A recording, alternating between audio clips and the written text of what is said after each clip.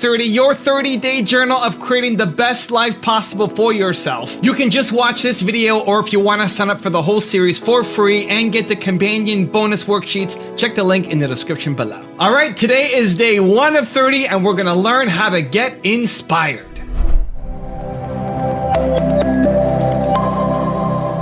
It's hard changing your life.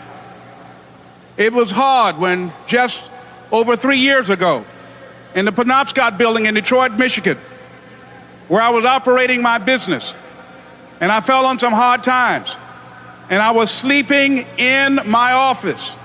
It was hard coming into the lobby, and the security said, "Excuse me, Mr. Brown, can we see you for a moment?" And I said, "Yes," and I walked up to the counter, and he gave me an envelope. And he said, "Would you mind reading it here?" And I opened the envelope, and the envelope was from management that said, "This is an office tower. It's not a hotel. Please do not sleep in your office." And I said, "Excuse me, sir." I said, "I just work long hours in creating my business. I'm an entrepreneur. And right now things are bad for me, but they're not going to be this way always. And I just asked for the opportunity to continue to operate like I'm doing. I'm not trying to make this my home." And it was hard coming through the lobby.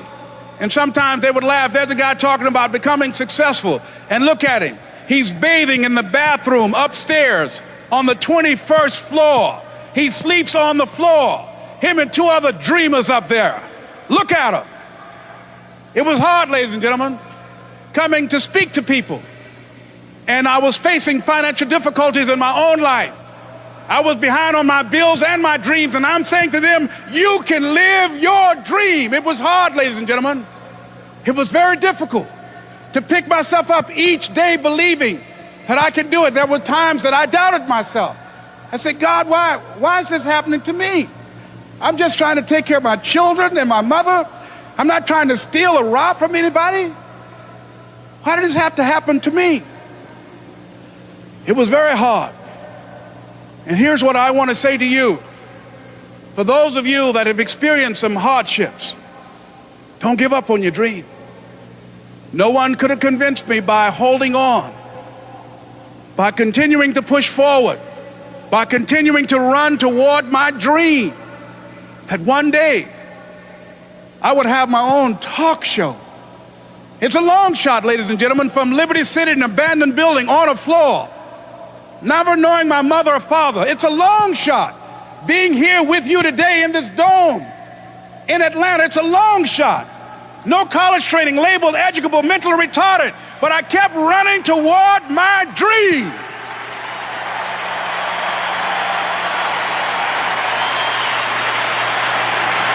Don't stop.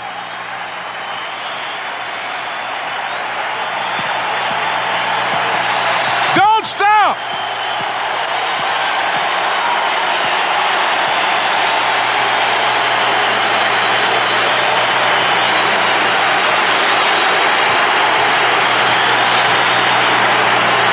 Stop running toward your dream.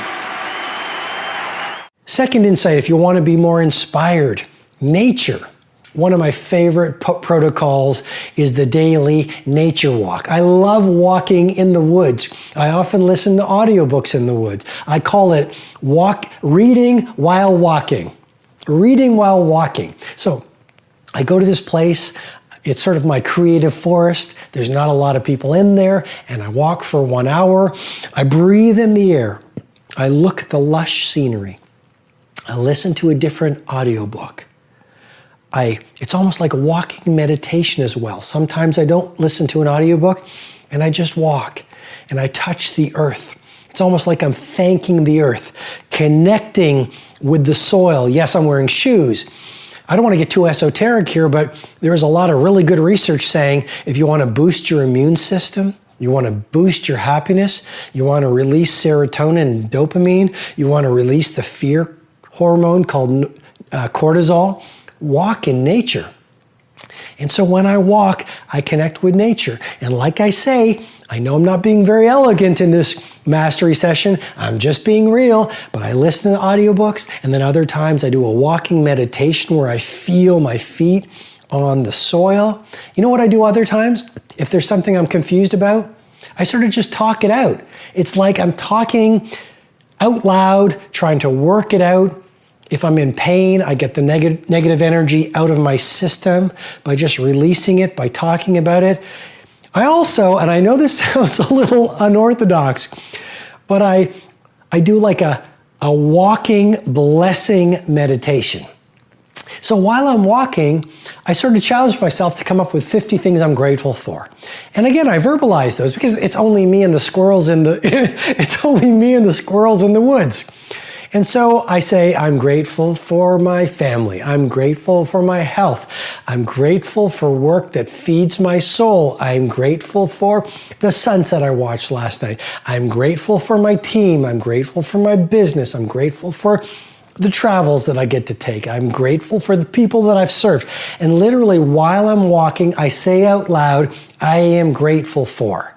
I hope it doesn't sound strange for you because it's an incredible protocol to install. You're 47. What is the likelihood that you personally will go to Mars? 70%.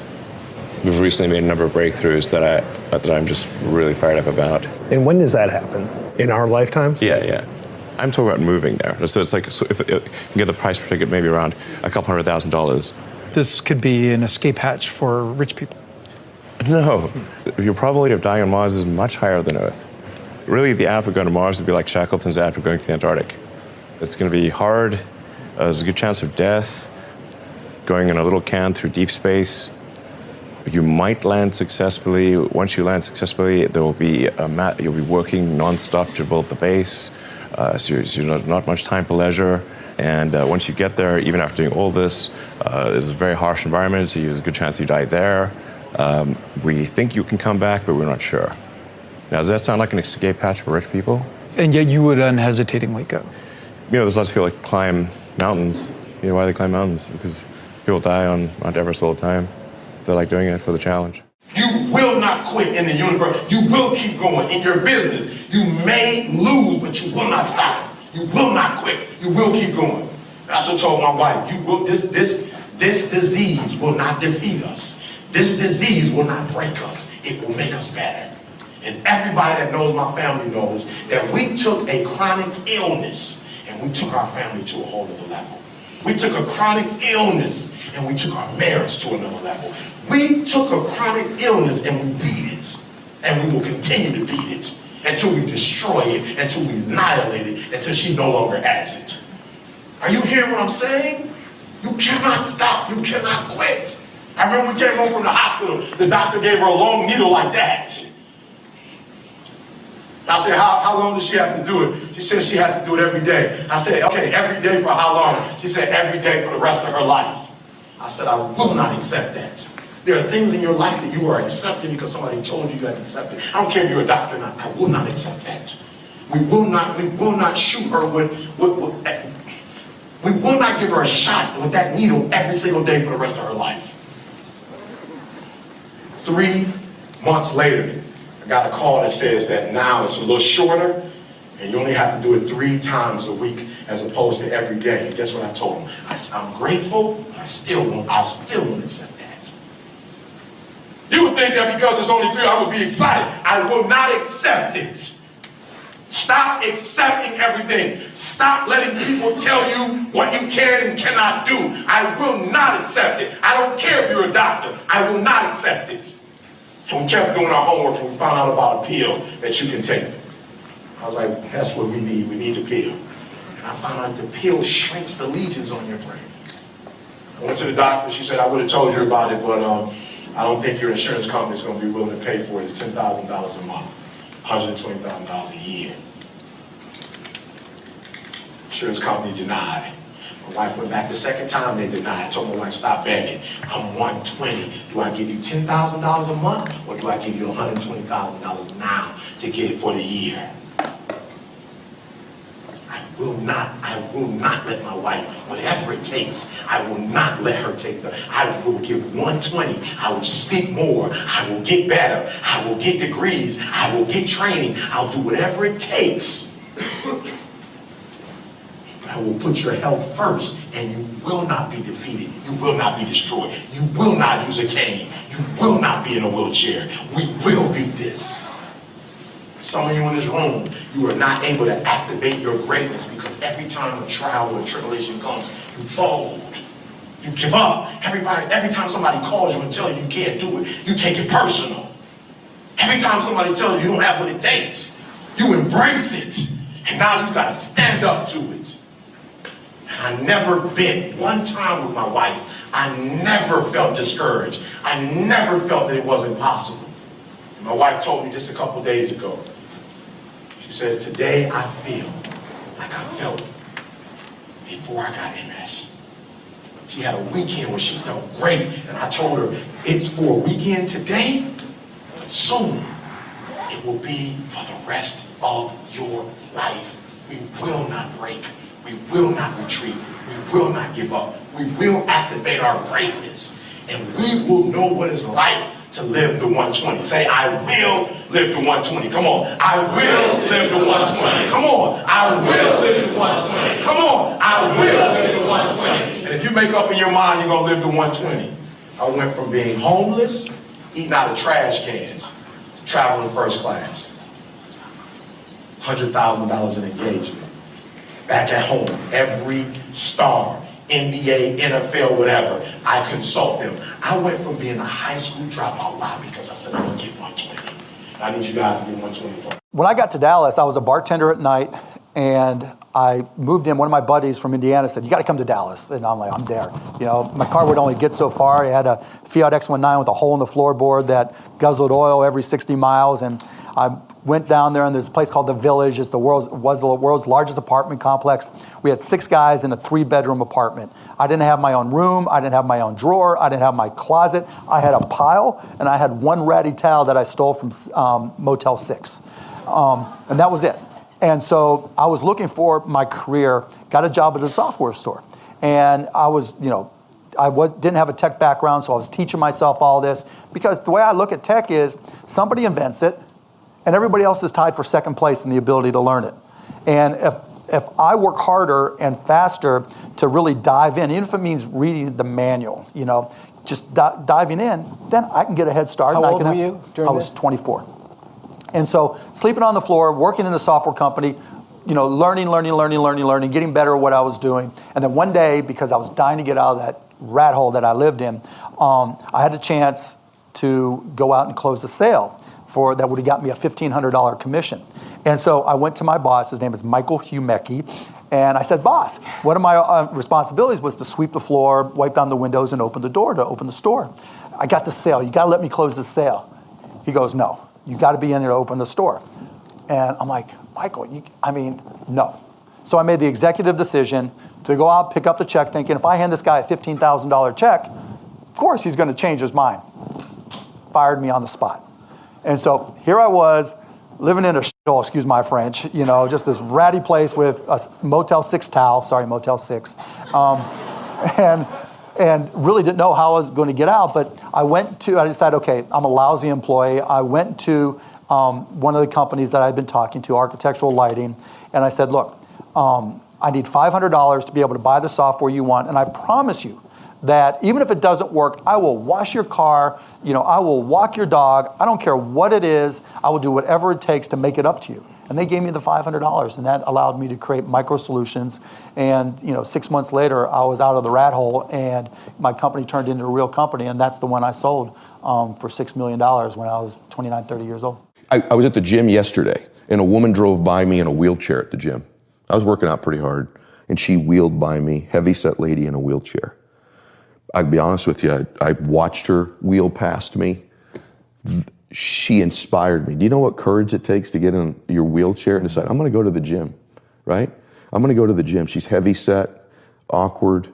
That inspired me far more than the jacked-up dude doing 60-pound curls. I mean, that's inspiring, but you see that. A woman in a wheelchair at a gym with her 2-pound dumbbells because her legs don't work, but she went in there anyway. And you know how insecure she was about going in there. She's the only person in a wheelchair. She doesn't know what she's going to see, how people are going to react to her. She's not in shape. She doesn't have her full makeup on and her little, you know, halter top like the other girls in there. And she's right in there. She was right in there working out right next to them, right? I couldn't take my eyes off her. And I ended up telling her that she was leaving. I left what I was doing. I walked over. I said, I just want you to know something. You're inspiring me. This is wonderful. And her face just lit up because you know how sad how insecure she was about being in there. Most inspiring person is the one overcoming the fear of doing something, not the person who's excellent at it. When you're in the lab going and crafting the music, is this somebody that you think about from your past that you're like, you know what? For every time such and such gave me a wedgie, or for every time that girl like fronted on me, I do this for that. You know, I do this for that. Nah, it's more the influential people that I know. I don't really think about the people that did negative things to me. I think about the individuals like Wayne, like Ross, like Ye, like the guys that I know. You know, if I take tonight off, I know that one of them is probably in the studio crafting something magical. You know, so I should probably stay a little longer. I should probably not go to the club. I should just, you know, work because I know that there's somebody else working if I decide to go play.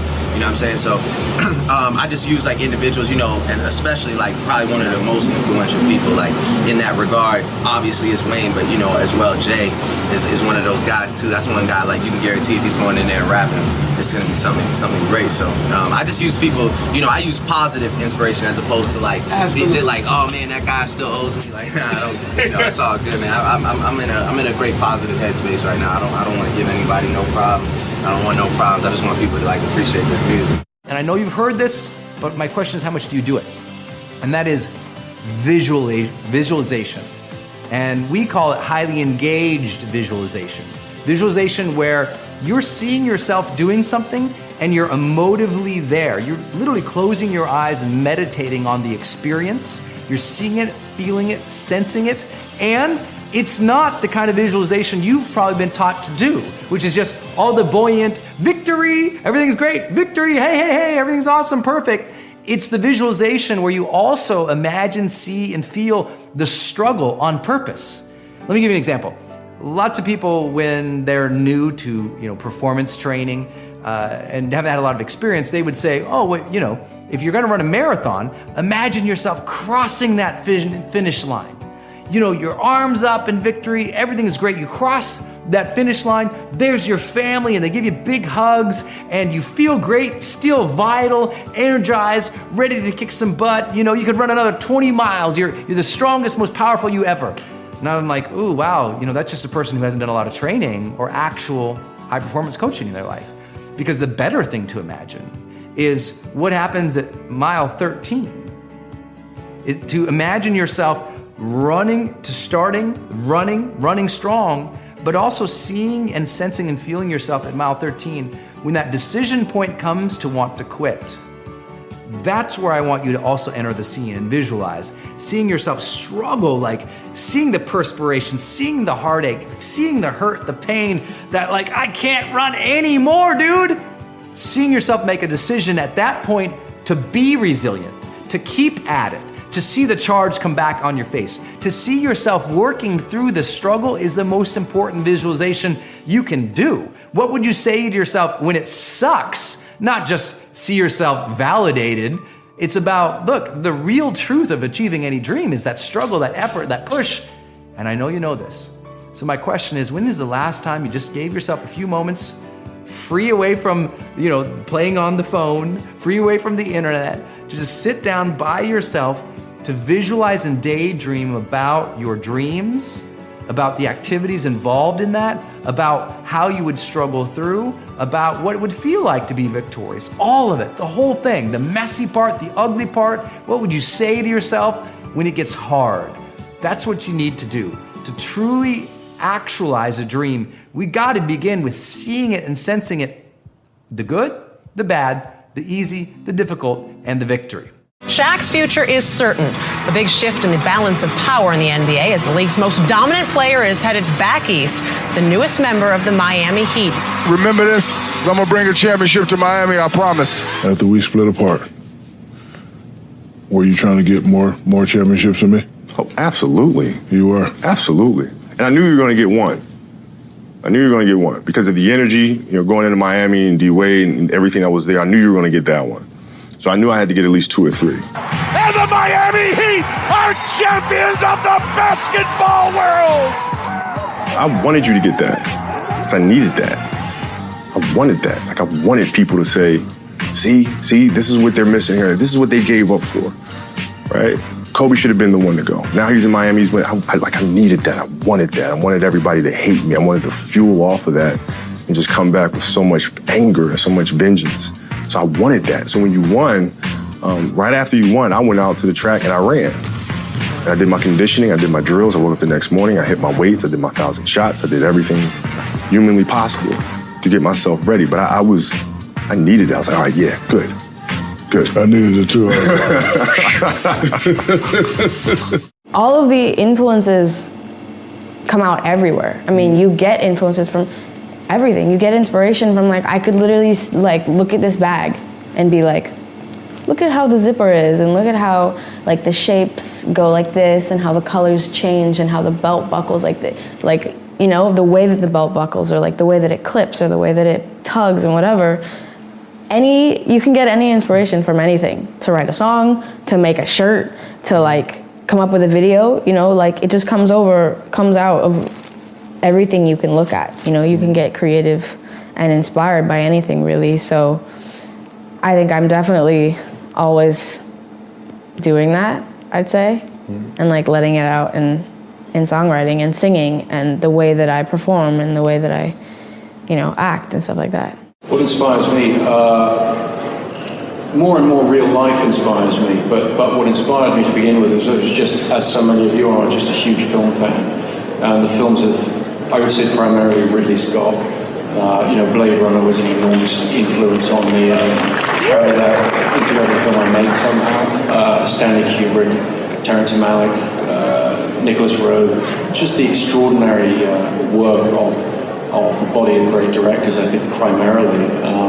And I know that almost anybody who's sat here today will have talked about seeing Star Wars for the first time, because for my generation that truly was a watershed moment, and something that fed my initial enthusiasm for making films, and it's stuck with me. But I think that as I get older, and as I've had the opportunity to make more films, which I feel very grateful for, more and more I find that real life and my life inspires me more, and I try and work that more into the material I'm working on. I could find the inspiration from like if I hear a really good house track, for instance, I can be like, oh, this would be cool, but you could do it like this instead, you know what I mean? So you get, like, inspiration, but then again you get inspiration from all types of music, really. I mean, you can listen to an old Ray Charles track and get really inspired by like just a certain rhythm or whatever, you know, and then try to make something out of that and try to make it into your own thing and stuff. Most of my rhythmic growth is evolutionary, so that what I've worked on grows into something else, But there have been the odd time that I would call epiphanies like that. And there's a rhythm that I used a lot in the late 80s or so, Nigerian music, West African music, with slightly displaced accents in it. And I heard that, I was in a village in Togo in West Africa. On your 10-speed? I was traveling by bicycle that time. Okay. And I heard this rhythm echoing across the valley. And it was just two drummers with hand drums playing it. And it engraved itself on my mind and became a huge influence on me rhythmically after that, because I'd been listening to King Sunny Ade, was a pioneer of Nigerian pop music, and a certain rhythmic accent syncopations that it was based on, that I was very influenced by at the time. And then this other rhythm that I heard that time in Togo was from that same heart. And the music that I heard, it lodges itself in my brain. It engraves itself in there. And then that becomes something special. And those are rare, I think, when you're suddenly hit by something that's that strong. Reggae, the first time reggae music really got into my soul, and I felt that upbeat, downbeat tension. I'll never forget, it was Bob Marley's song, Natural Mystic. Yeah. Just sitting in a car and hearing that song, and I got it. You know, I got what reggae was all about, where I'd heard it before but hadn't got it. I'm inspired by, life and all sorts of things. You can say something right now and it would inspire me to write a song or something to happen. Most kings just happen to be inspired by Basquiat drawing, the drawing, and he had most young kings get their head cut off on the bottom. And I looked at that and I was like, it's powerful. Just the statement in itself, lends itself for a song. The song starts inspired by Basquiat. My chariot's on fire. Everybody took shots, hit my body up, I'm tired. And then it's this, they build me up to break me down, to build me up again. They like, Hov, we need you back so we could kill your ass again. You know, it's like this thing, this love, hate thing that the world has with success, period. I'm my own artist, I have my own vision. I suppose that there's one interpretation of the female to sing a love song and look pretty and just, you know, I guess do what everyone thinks you should do, but it's just not what inspires me. And I'm inspired not just by, you know, what I see in terms of the future of music or tech or fashion. I see also my fans, and I think about what they want to experience, and they love to feel out of touch with reality for a moment. So it might feel shocking maybe, but I really think it's just this sort of surreal fantasy that I take pleasure in creating for you. Well, we all know about your love for Cus D'Amato. How much of him is in you when you're doing this? I don't know. I'm just not him. Maybe if I continue to do this for another 20 years or so, I may be somewhere in there close to his level of protection of his fighters. But as of now, no, it's not there yet. I'm just not as seasoned experience as Mr. D'Amato was. You speak of him in the present tense. He's very much with you at all times? Pretty much, yeah. Pretty much. Would you have him as one of the most special people in your life? Absolutely. No one could inspire me as much as he did. You know, if I was discouraged, I say, you know, because sometimes I'm sure in your field, you say, well, really, things may have got difficult, something may happen in your life. I don't want to do this no more. We all go through that. I don't want to do this no more.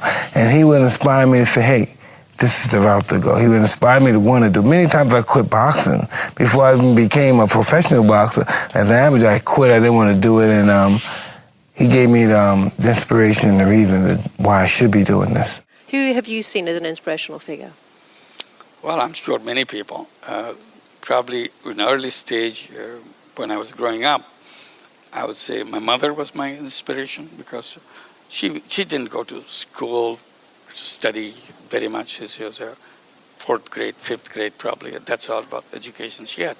But a very unique character, very open, very helping person. So she always inspired me on that, whatever she did. The other one, inspiration I get from the people that I work with, all these women that work in the village, how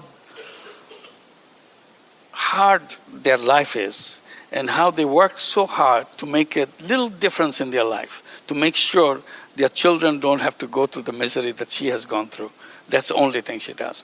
And she's so committed. Given this tiny money she gets in her hand, she tries to get the best mileage out of this money. When she received this first money, when we gave her loan from Grameen Bank, as I said, the initial